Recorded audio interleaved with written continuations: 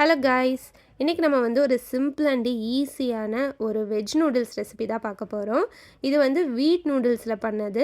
So இதுக்கு நம்ம வந்து முதலே தேவையான பொருட்கள் எல்லாமே நம்ம கட் பண்ணி வச்சுக்கிறோம். இன்றைக்கி நான் இந்த நூடுல்ஸ்க்கு என்னெல்லாம் தேவைப்படுதோ எல்லாம் கட் பண்ணியிருக்கேன். நான் இதில் வந்து கேரட், பீன்ஸ், உருளைக்கிழங்கு, பட்டாணி இதெல்லாம் தான் நான் வந்து ஆட் பண்ண போகிறேன். இதில் வந்து 2 மீடியம் சைஸில் இருக்கக்கூடிய வெங்காயமும் ஒரு தக்காளியும் நான் ஆட் பண்ணியிருக்கேன். தாளிப்பு பொருட்கள்லாம் போட்டதுக்கப்புறம் வெங்காயம், தக்காளி எல்லாம் நல்லா வணங்கி வந்ததும் இதில் வந்து அந்த நூடுல்ஸ் பாக்கெட்லேயே வந்து ஒரு மசாலா கொடுத்துருந்தாங்க. அந்த மசாலா தான் நான் வந்து இதில் ஆட் பண்ணியிருக்கேன். அது இல்லை அப்படின்னா நீங்கள் கொஞ்சம் கரம் மசாலாவும் இல்லைன்னா சிக்கன் மசாலா ஆட் பண்ணிக்கலாம்.